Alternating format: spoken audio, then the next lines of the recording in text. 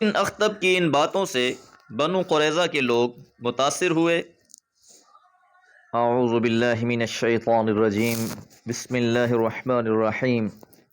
وَأَنزَلَ الَّذِينَ ظَاهَرُوهُم مِّنْ أَهْلِ الْكِتَابِ مِنْ صَيَاصِيهِمْ وَقَذَفَ فِي قُلُوبِهِمُ الرُّعْبَ فَرِيقًا تَقْتُلُونَ وَتَأْسِرُونَ فَرِيقًا وَأَوْرَثَكُمْ أَرْضَهُمْ وَدِيَارَهُمْ وَأَمْوَالَهُمْ وَأَرْضًا لَّمْ تَطَئُوهَا وَكَانَ اللَّهُ عَلَى كُلِّ شَيْءٍ قَدِيرًا۔ سورہ احزاب آیات 26 اور 27۔ وَأَنزَلَ الَّذِينَ، اور اتار دیا ان لوگوں کو جنہوں نے ظَاهَرُوهُم، مدد کی تھی ان کافروں کی، من اہل الکتاب، اہل کتاب میں سے۔ اہل کتاب سے مراد یہودی ہیں، اور یہودیوں میں بنو قریظہ کی طرف اشارہ ہے۔ پچھلی آیات مبارکہ میں ہم نے یہ بات جانی تھی کہ جب حضور علیہ السلام مدینہ ہجرت فرما کر آئے تھے، آپ نے میثاق مدینہ کے نام سے ایک معاہدہ کیا تھا جس میں یہودی بھی شامل تھے۔ غزوہ خندق کے موقع پر جب مختلف قبائل نے جمع ہو کر مسلمانوں پر حملہ کیا اور یہ چاہا کہ ان کو ہمیشہ کے لیے جڑ سے اکھیڑ دیا جائے، تو بنو قریظہ نے اس معاہدے کو بالائے طاق رکھتے ہوئے مشرکین کا ساتھ دیا۔ جنگ کے آغاز میں بنو قریظہ مسلمانوں کے ساتھ رہے۔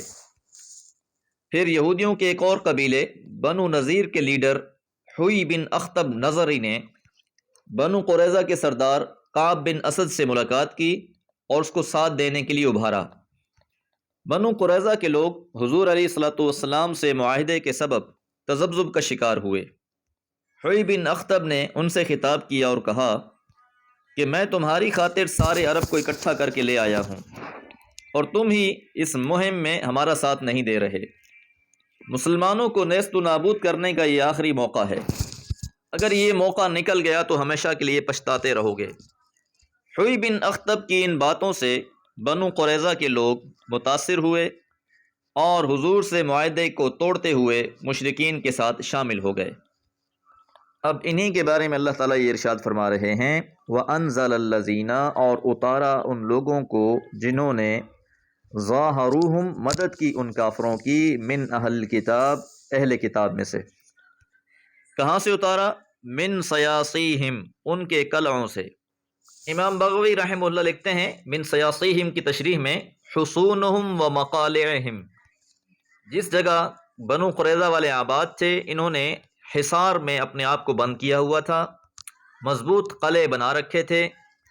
جب کافروں کے لشکر محاصرہ ختم کر کے واپس چلے گئے، حضور علیہ السلام اور آپ کے اصحاب اپنے گھروں کو تشریف لائے، اپنے گرد و غبار کو جھاڑا، سواری کی زین اتاری، سر دھونے لگے۔ حضرت جبرائیل علیہ السلام حاضر ہوئے اور آپ سے کہا، وضعت السلاح یا رسول اللہ، اے اللہ کے رسول آپ نے اسلحہ رکھ دیا ہے؟ قال نعم، تو آپ نے فرمایا جی۔ تو حضرت جبرائیل نے کہا ابھی تو ہم نے اسلحہ نہیں اتارا، اور ایک روایت میں مروی ہے کہ ابھی آپ اپنے چہرے سے اور سواری سے گرد جھاڑ رہے تھے کہ حضرت جبرائیل حاضر ہوئے اور کہا، ان اللہ یأمرک بالسیر الی بنی قریظہ، کہ بلا شبہ اللہ تعالیٰ تو آپ کو بنو قریظہ کی طرف جانے کا حکم دے رہے ہیں۔ حضور علیہ السلام نے اعلان کیا، اصحاب رسول پھر جمع ہو گئے۔ یہ ایک اور ان کے لیے بہت بڑی آزمائش تھی، لیکن قربان جائیے ان کی اطاعت و فرما برداری پر۔ ابھی جو گھروں میں پہنچ رہے تھے، کچھ پہنچے تھے، پیغمبر علیہ السلام کا حکم سنا، فوراً آپ کے ساتھ نکل کھڑے ہوئے، بنو قریظہ کا جا کر محاصرہ کر لیا، اور 25 دن تک یہ محاصرہ قائم رہا۔ یہ لوگ قلعہ بند ہو گئے تھے، قلعے کی دیواریں اونچے ہونے کی سبب مسلمان اسے عبور نہیں کر سکتے تھے، اور وہ میدان میں آنے کو تیار نہیں تھے۔ اب اس ساری صورتحال میں اللہ تعالیٰ نے ہی ان کو ان کے قلعوں سے باہر نکالا، وَقَذَفَ فِي قُلُوبِهِمُ الرُّعْبَ، اور اللہ تعالیٰ نے ان کے دلوں میں رعب ڈال دیا۔ 25 دنوں بعد بنو قریظہ نے حضرت سعد بن معاذ رضی اللہ تعالیٰ عنہ کو حکم مان لیا کہ وہ جو بھی فیصلہ کریں گے انہیں منظور ہوگا۔ حضرت سعد رضی اللہ تعالیٰ عنہ غزوہ احزاب میں زخمی تھے۔ آپ تشریف لائے اور آپ نے حکم دیا کہ ان میں سے جو لوگ جنگ کرنے والے ہیں انہیں قتل کر دیا جائے اور بقیہ کو لونڈیاں اور غلام بنا لیا جائے۔ تو ان کے دلوں میں ایسا رعب پڑ چکا تھا کہ انہوں نے اس فیصلے کو بھی تسلیم کر لیا۔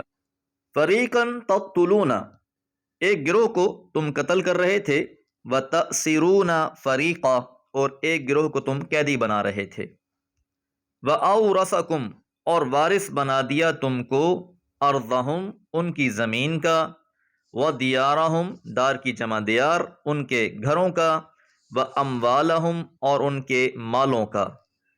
تو حضور علیہ الصلوۃ والسلام سے ان کی بدعہدی کی انہیں یہ سزا ملی کہ ان کا پورا علاقہ، ان کے تمام مکانات، حصارات اور ان کے ہر قسم کے اموال اور اثاثہ جات مسلمانوں کے قبضے میں آ گئے۔ وَأَرْضًا، اور ایک زمین، لم تطئوها، تم نے ابھی اسے نہیں روندا۔ یہ بشارت ہے مستقبل کی فتوحات کی طرف۔ غزوہ احزاب کے بعد کافروں کو پھر یہ جرأت نہ ہوئی کہ وہ مدینہ پر حملہ کرتے۔ اس کے بعد مسلمانوں نے فتوحات کا سلسلہ شروع کیا، تو ان الفاظ میں بشارت دے دی گئی، وَأَرْضًا لَمْ تَطَئُوهَا، کہ مستقبل میں تم ان زمینوں کو بھی حاصل کر لو گے جنہیں ابھی تک تم نے نہیں فتح کیا۔ اور یہ بشارت اس طرح پوری ہوئی کہ کچھ عرصے بعد آپ نے خیبر فتح کر لیا، پھر مکہ کو فتح کیا، اور بعد میں شام اور روم کے علاقے بھی فتح کیے گئے۔ وَكَانَ اللَّهُ، اور اللہ تعالیٰ، عَلَى كُلِّ شَيْءٍ، ہر چیز پر، قدیرہ، خوب قدرت رکھنے والا ہے۔ ہر جنگ میں کافر یہی سوچ کر آ رہے تھے کہ ہم مسلمانوں کو ختم کریں گے، لیکن اللہ کی تدبیر یہ تھی کہ ہر غزوے کے بعد، ہر مارکے کے بعد اہل کفر اور کفر کمزور ہوتا گیا، اسلام اور اہل ایمان مضبوط سے مضبوط تر ہوتے گئے۔ بلا شبہ اللہ ہر چیز پر قدرت رکھنے والا ہے۔ وما علیہ الا البلاغ۔